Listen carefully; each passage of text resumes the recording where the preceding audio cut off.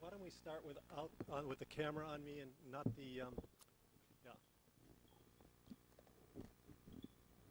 You can, instead of the PowerPoint, you can start with the camera on me.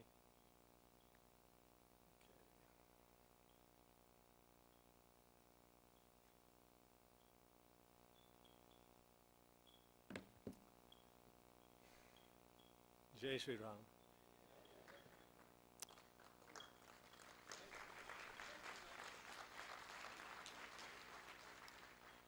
It is really such an honor to be here. Honored faculty members, delegates, our audience members, and especially the organizers of this incredible conference. When I came here, it's just an amazing thing. In the United States, where I'm from, I'm also from, like Professor Scharf, I'm from Maharishi University of Management in Fairfield, Iowa. And it's not often in the United States that everyone greets you with Jai Ram, Jai Shri Ram. I feel like I am in the promised land here. The whole conference, in fact, it feels like all of Jabalpur is devoted to Ram. And I think it's no accident that Dr. Gumashtaji organized, I think it was 100,000 recitations of Sundarakanda. That really gave Rama Shakti, and I've been to many academic conferences, and this one really has the Rama Shakti here. It's quite extraordinary. You know, what we're going to be talking about is, you can see on my first slide, actually, why don't we go to slide number 2? Next slide. We're going to be talking about Ram as Brahm. I'm going to come back to this one in a second. But when you think of the big picture, Ram is more than just, the Ramayana is more than just the moral value and the meaning, although we've had incredible speakers talking about the moral value and meaning of Ramayana. There is the social value, which we just heard in this great presentation about Gandhi. There's the artistic value in the extraordinary presentations we saw last night. There's the scientific value, which we heard in the previous selection before that. Each of them are so important in the discussion and exploration of Ramayana. But there's some knit together wholeness, which is the whole is greater than the sum of the parts. And that big vision of the Ramayana, which really is embodied in the phrase, Ram Brahm Paramarat Rupa. Ram is Brahm, totality, embodiment of transcendental reality. This is the kind of big picture and big vision I would like to explore. Now, the title of my talk is Ram's Dharma, Leadership Secrets of the Ultimate Warrior, Sage, Prince. And also, it's when you get later in the discussion, everyone is starting to say things that you said, that you're about to say. So in the previous, he talked about, the previous speech, he talked about that Ram is more than just warrior. So I gave it the title Warrior, Sage, Prince, because Ram is warrior who has the clear, decisive action to transform the world. That's the power of a warrior. He's also a sage or rishi, one who has the wisdom and depth to know the ultimate reality. Everyone comes back to Ram's deep inner wisdom. He's also the prince, Raja, king, who can give guidance and guide the destiny of the whole country, the whole civilization, at that time the whole world. So Ram is all three. He may be the only hero which embodies all three values. I have always, since I was a small boy, loved great heroes. I love Odysseus in the Odyssey. I like Frodo in Lord of the Rings, or Luke Skywalker in Star Wars. All great heroes. But Ram is a hero which embodies all these three values. So that's an overview, but the real talk here is on Ram's Dharma. Dharma is such a powerful, there's so many layers of Dharma. Now I'll give you an introduction on that. Now begins the inquiry into Dharma. This one line, expressive of so much of the potency within all Vedic knowledge, is an apt beginning to our exploration of the epic Ramayana. Now in the West, sometimes we like to call Dharma as duty, but you know, it's much more than that. At its most comprehensive level, Dharma is the inexorable movement of the evolution of the entire universe. All activity in the universe is orderly because of that flow of Dharma. Now, the big question, I think, for all of us is how can we align our own individual nature, our jiv, and hopefully our atman, with the big picture, the biggest vision of Dharma. To the degree that we align our own nature with this grand vision of Dharma, the more we align with the natural flow of all that was meant to be. This seems to be our true quest, to move our consciousness, our own deepening awareness, to become more and more in tune with Dharma at every step of our evolution. Now, there's not one be-all, end-all state that captures this, because Dharma, as structured in consciousness, is a sequential process of unfolding deeper and deeper levels of order, or Dharma, in the fabric of our own awareness. Dharma is also structured in hierarchies, layers, which reveal more and more comprehensive levels of intelligence in nature. On one level, for example, we could experience our personal career Dharma, expressive of the work we may do to earn a living or the service we do to society. A mother, for example, has the Dharma of raising her children. But at a deeper level, we can own a soul-level Dharma, expressive of our own fundamental nature and the development of growth in our consciousness to higher states of consciousness. On a more expanded level, you could see that there's a Dharma of a country or civilization, which may be the unique design or chosenness for a group of people to serve and enrich the world in a particular way. India, for example, which has never made war on another country, I think has a chosenness to express peace, shanti, in the world. But it even can get bigger. The Dharma of a star is to spread life-giving light in the world, while the Dharma of a universe may reach to the unfathomable fields of infinity. Every level of life, there's an evolution of Dharma, has a Dharma that's woven together with all the other streams to create a majestic tapestry reflecting the never-ending flow of life from lesser states to more and more fullness of life and evolution. From this perspective, all of our growth can be seen as an opportunity to deepen our understanding of our own Dharma and how it fits into the larger Dharma of the world.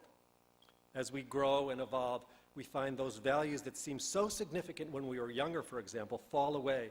New doorways open to greater and greater levels of service, authenticity, and an expanding sphere of influence in the world. Now, how does this relate to Ram's Dharma and the Ramayana? This is where the beauty of Ram and Ramayana enter the picture, because Ram seems to be an embodiment of the total potential of Dharma. All different levels and streams of Dharma seem to converge on his comprehensive personality, his comprehensive nature. And the outer value of Ram is only a projection of a deeper, more absolute level of life from which the full potential of being fully human emerges, a divine being in human form. And like all the great heroic figures that have preceded us, we gain so much from following in the footsteps of Ram and all the other great heroes from other cultures. Their heroic quests become our own, and their journey, imbued with near impossible challenges as well as great victories and blessed boons, become the cherished guideposts in the journey of our lives. So now I would like to go to this chart. I hope everyone can kind of see this. And could I have the cordless mic? Where did that go? The cordless? Could you bring that up? The cordless mic.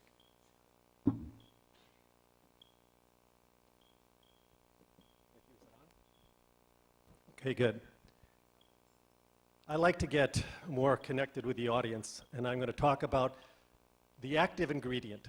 I said that I wanted to do leadership secrets of Ram, warrior, sage, prince. But what's the active ingredient? What's the very essence of how the Ramayana operates? And have spent the last 25 years going deeply, deeply into Ramayana. My guru, Maharishi Mahesh Yogi, inspired me. He said, pick one branch of Vedic literature and become an expert in it. Because I love heroic quests, I had to choose Ramayana. And I began to really explore how is it that the Ramayana works? What's the process that we go through as we read or listen? And Maharishi said that the Ramayana is a direct means for the unfoldment of Brahman in our consciousness. So that's a huge capability of Ramayana. So what I identified here, you see the universal values of the Ramayana. I'm going to give you an integrated perspective that integrates myth, dharma, and our own personal experience. Now, I have to apologize because I know in this country, people don't like the word myth. Myth means some fanciful story that's not really true. But please excuse me, I want to use the word myth the way Joseph Campbell did, which is the sum total of the consciousness, all the values, all the cultural meaning of a culture. That which lasts longest is the truth, and that's contained in these powerful mythic stories. So think of these as the archetypes that lie at the basis of everything. So that's the way I'm using the term myth, not a fanciful story, okay? So one of the things about myth, great thinkers like Claude Lévi-Strauss, the French anthropologist, Carl Jung, began to see that myth is a dialectical process. There's one value, and then there's an opposing value. And we see that in the Ramayana. The whole Ramayana is structured. People talk about conflicts in the Ramayana. Why did Ram kill Vali from the back like an assassin? Why did Ram exile Sita? Why did Dasharatha had to give these boons to Kaikeyi, which forced Ram to be exiled? In every situation throughout the Ramayana, there's these incredible, powerful, contrasting values. They seem irreconcilable. How can we reconcile Dasharatha, his love for his son? And he must uphold Dharma. He has to give these boons to Kaikeyi because he made a promise, and the king's word is everything. People say those are problems in the Ramayana. That's the way the Ramayana works. That's the active ingredient. We have to look at it as a process. It's a process orientation where we see this one value, we see this other value, and we have to transcend to a deeper level of synthesis in our own consciousness that somehow embraces them both. That's how we grow. Because we know in the bigger picture that we have to integrate the absolute and the relative. That's the primordial opposite. So we need baby steps to get there. And that's what's happening through the Ramayana. So that's what you see on the left, these levels of myth. We're moving through these 4 levels. And these are just 4 levels that I have identified with the help of a Greek scholar named Demetrius Kanellakos. These are the 4 levels. I don't know how well you can see that. The surface level is Rima. That's the surface level of ever-changing mores and customs.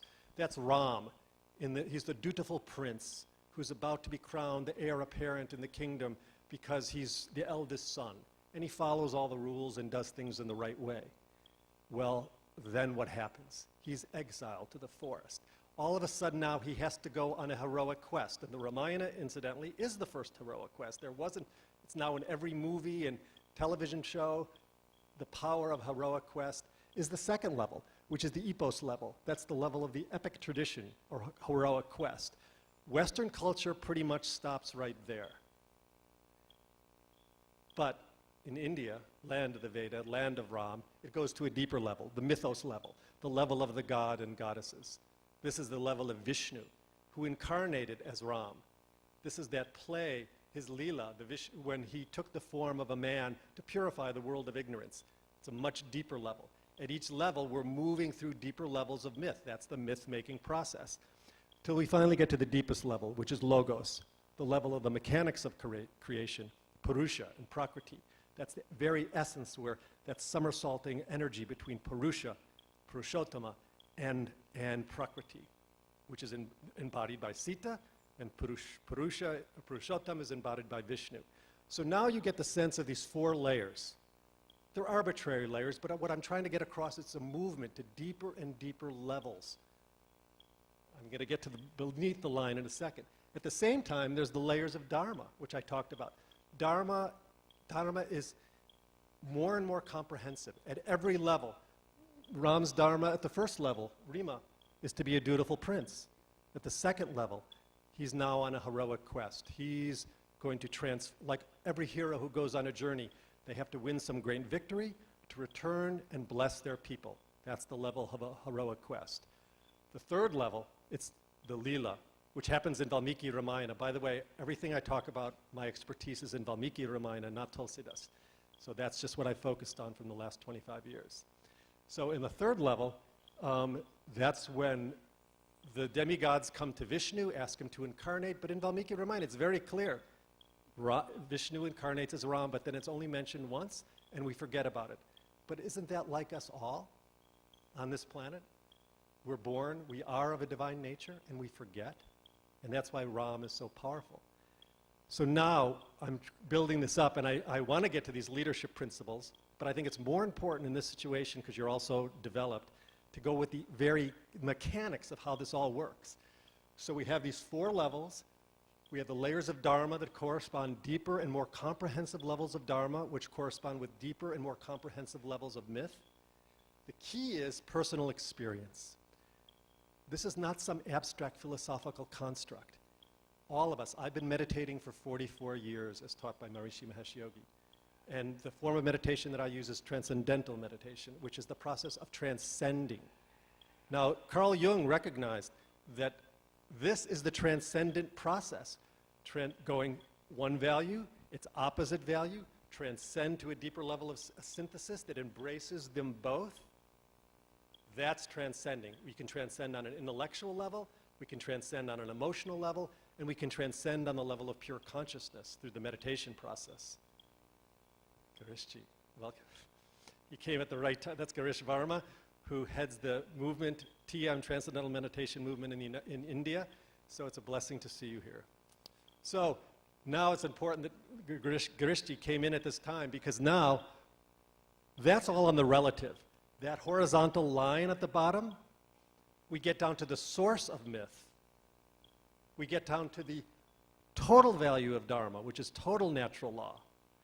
We get down to the self, Atma, in our personal experience. Through the meditation process, we begin to integrate slowly but surely wholeness, pure consciousness, Atma, pure being in our awareness. Then you can see there's a united, that's the unified field of all the laws of nature from physics. That's the field of unity. And there we find that's the total potential of natural law. That is Ram, who is the total personification of Dharma, Maryada Purushottam Ram.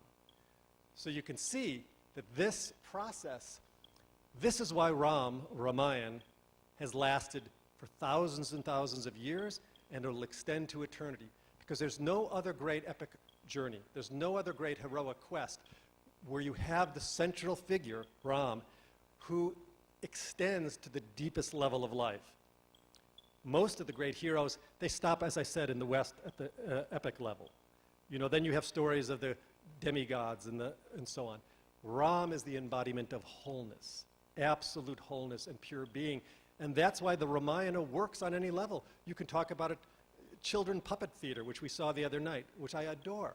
You can see it in some of the movies that are made, like the Sagar family, where it's on the level of the heroic quest, except Ramanand Sagar took it even deeper. By the way, Shakti Sagar, his grandson, is going to be coming on Friday night. He's a friend of mine. We're working together to talk a little bit about his experiences with his grandfather and father.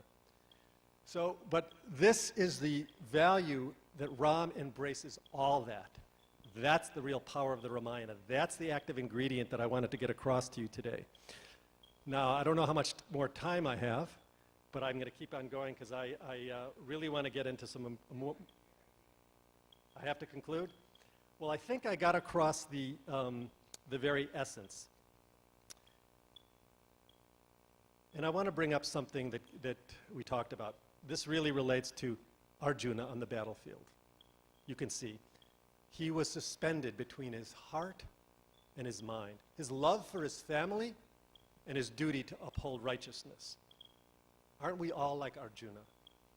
Ram, it's the same thing. The Ramayana begins between love. The hunter comes and kills the swan or the krancha bird, and love is split.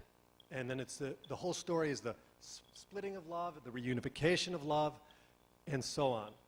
So you can see, and this relates to Ram Dass's talk today, I see no distinction between love and Dharma. At the deepest level, they're unified. But we have to explore that in our own consciousness so we don't see their oppositional value. And that's why bhakti and gyan are unified at their deepest level. And this is what Shankara, I believe, talked about. So I guess my whole point, and I really didn't get into some of the specific principles, this is the production that I developed. I love the oral tradition of the Ramayana because Valmiki and Love Kush used to sing and chant the Ramayana. So instead of, I wanted to bring the Ramayana to the West in form of an oral tradition. So that's why I created the first complete audio production of the Unabridged Ramayana. It's 75 hours long. It's a full dramatic production. It's the world's longest audiobook. And then last year I finished that in 2004. And then this last year I decided, since the Ramayana is about Dharma, I extracted these core principles of Dharma that apply to leadership.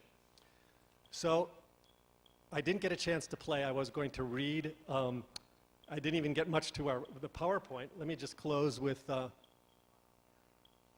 this is from Maharishi. Maharishi wrote a book called Ramayana, Ramraj, Ramlila.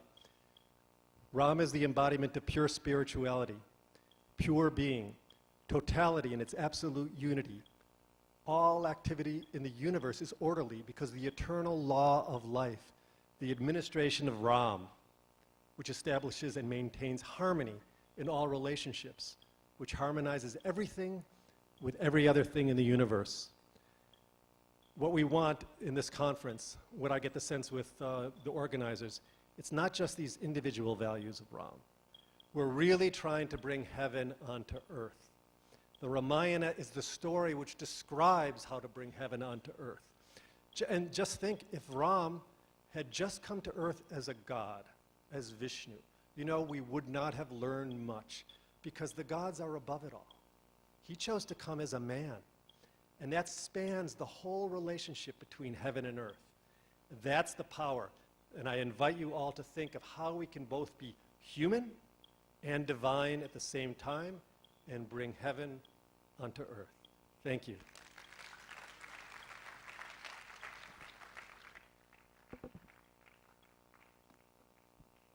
Thank you doctor Sternfield. आपने व्यक्तिगत धर्म, सामाजिक धर्म और वैश्विक धर्म की बात की और धर्म की धुरा राजा राम को बताया और आपने कैसे राजा राम को हम पा सकते हैं, उनकी भक्ति पा सकते हैं, उनका ज्ञान पा सकते हैं. ज्ञान और भक्ति दोनों अलग अलग नहीं की जा सकती.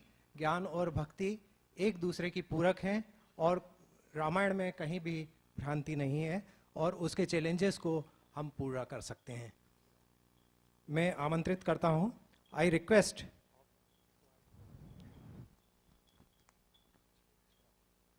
Doctor Chirapat Prapan Vidya of Thailand, who is co-chairperson, to kindly speak.